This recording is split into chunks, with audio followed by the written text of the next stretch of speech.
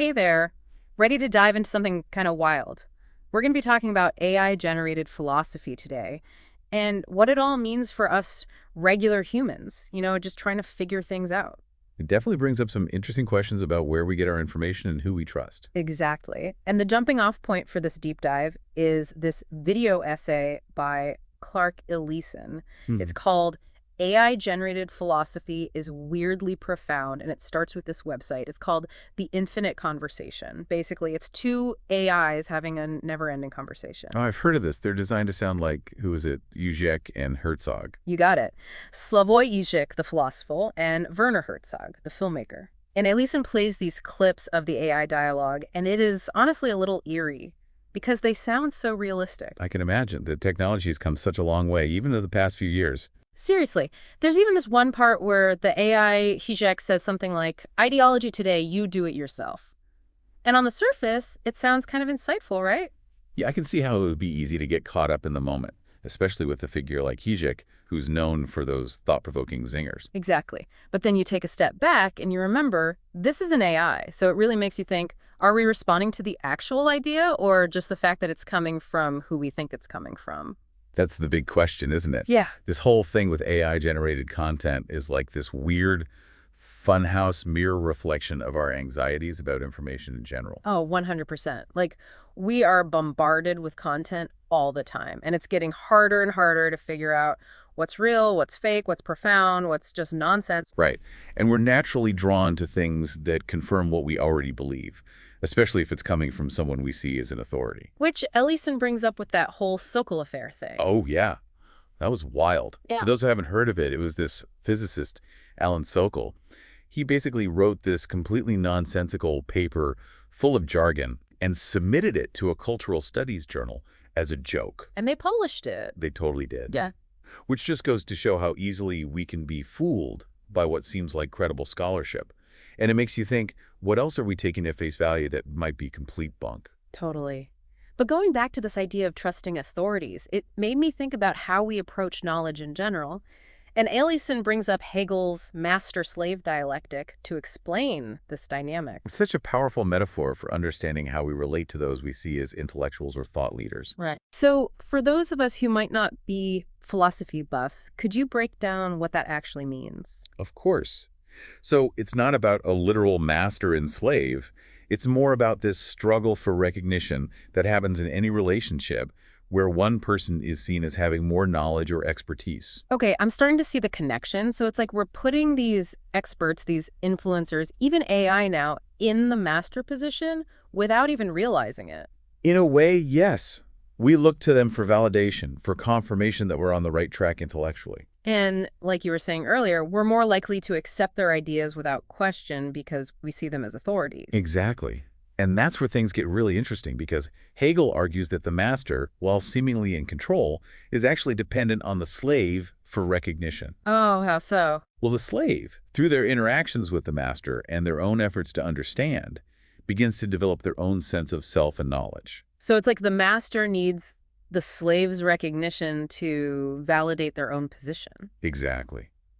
Meanwhile, the slave, through their own process of questioning and struggling to understand, might actually end up with a more nuanced and well-rounded understanding. That's such an interesting way to think about it. So in the context of information, we might initially put certain sources on a pedestal, but it's actually through our own active engagement with those ideas, even questioning or disagreeing with them, that we develop a deeper understanding. Precisely. And that's where the true learning happens, not in passively absorbing information, but in actively wrestling with it, turning it over in our minds and figuring out how it fits into our own worldview. I love that. It's not about blindly accepting what we're told, but about taking ownership of our own intellectual journeys. Exactly. And that's something I think we tend to forget, especially in this age of information overload. It's easy to get caught up in the endless scroll of articles and opinions, but it's so important to take a step back and ask ourselves, what do I think? What makes sense to me? Absolutely. But it makes you wonder, if we're constantly bombarded with information, especially from sources we might see as authorities, how do we even begin to develop that kind of critical thinking? That's a great question, and it's something we could definitely unpack further. Well, it starts with being aware of those tendencies within ourselves. that pull we have to seek out those authoritative voices. Right, like we talked about with the master-slave dynamic. Exactly. And I think being aware of the sheer volume of information we're exposed to is a good starting point, too. It's like we're drowning in it sometimes. Seriously. Yeah. And it's not just about the quantity, it's the speed, too. Everything moves so fast these days. Oh, yeah. By the time you've even processed one headline, there are 10 more behind it vying for your attention. Right. And that's part of what makes this whole AI thing so fascinating, but also a little unsettling. Because it can feel like AI is just another voice in the crowd, but with this aura of objectivity or even infallibility. It's like the algorithm can't be wrong, right? And we have to be careful there. Yeah. Just because something's generated by an AI doesn't automatically make it true or unbiased. Those algorithms are still created by humans with all their inherent biases and limitations. Right. It's like that old saying, garbage in, garbage out. Exactly. So it's about being critical consumers of information, whether it's coming from a human expert or a fancy AI. So how do we actually do that? What are some practical tips for navigating this information overload and developing those critical thinking skills? Well, for one, don't be afraid to question everything. Don't just take things at face value, even if they're coming from a source you generally trust. Even if it's an AI that seems super smart. Especially then. Ask yourself, what are the underlying assumptions here? What biases might be at play? Is there another way to interpret this information? So it's like being your own fact checker, even for things that seem really convincing. Exactly. And don't be afraid to seek out diverse perspectives, even ones that might challenge your own views. It's easy to get caught in those echo chambers online, right?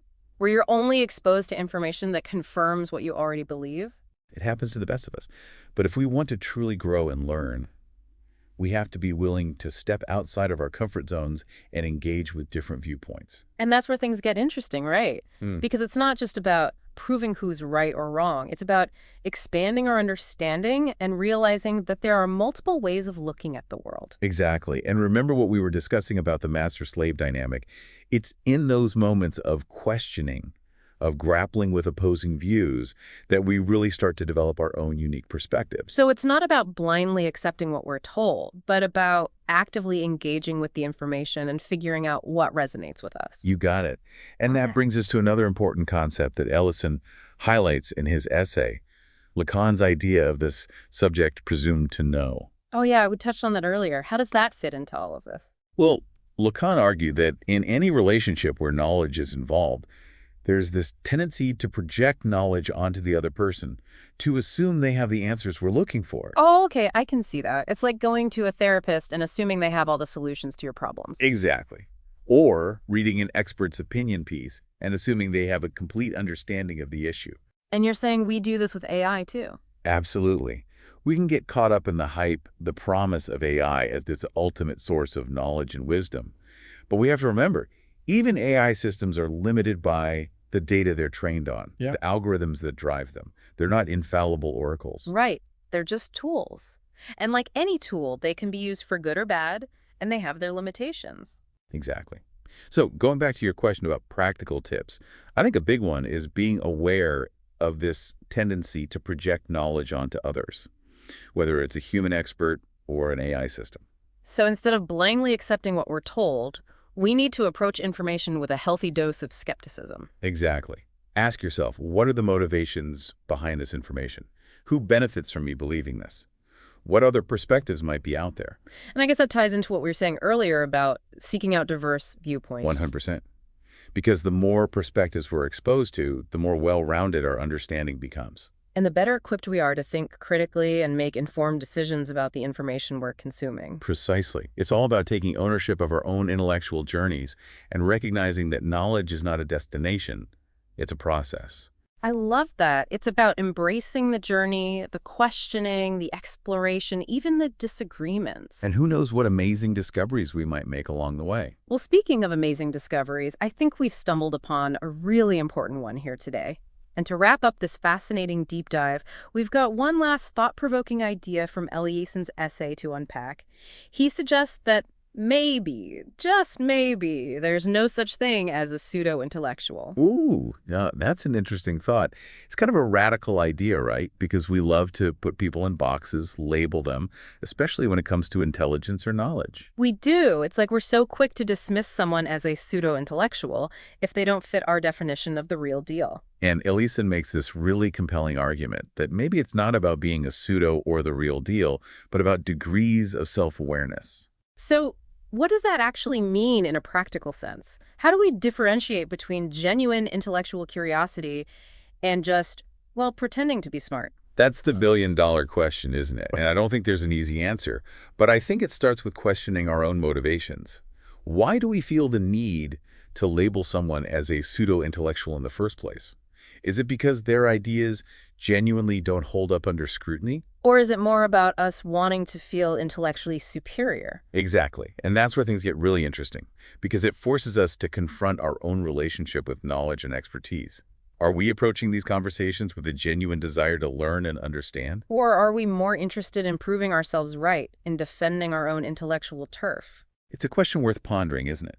Because I think the more we can cultivate that spirit of humility, of recognizing that we all have limitations and blind spots, the more open we become to genuine learning and growth. And maybe the less likely we are to dismiss someone as a pseudo just because they think differently than we do. Exactly. Because even in those differences, there's an opportunity for growth, for expanding our understanding. It's about embracing that diversity of thought, that clash of perspectives, as a catalyst for intellectual evolution. That's such a powerful way to frame it. It's not about everyone agreeing all the time. It's about engaging in those challenging conversations, those respectful disagreements, as a way to refine our own thinking and arrive at a more nuanced understanding. Precisely. Because ultimately, knowledge isn't about being right or wrong. It's about constantly evolving, constantly questioning, constantly seeking out new perspectives. So as we navigate this increasingly complex world, this digital landscape saturated with information from both human and artificial sources, what's the key takeaway? What's the one thing we should all keep in mind as we engage in these conversations, as we strive to make sense of it all? I think the most important thing is to never stop questioning. Question the information we're consuming, question the sources we're trusting, and most importantly, question our own assumptions and biases. Because the moment we stop questioning, the moment we think we have all the answers, is the moment we stop learning and growing. Beautifully said. It's about embracing that intellectual humility, that openness to being wrong, to changing our minds, to constantly evolving alongside the world around us. This has been such a thought-provoking conversation. A huge thank you to you, our brilliant expert, for sharing your insights, and to all of you listening for joining us on this deep dive. Remember, keep those minds curious, keep those questions coming, and we'll see you next time for another adventure in the world of ideas.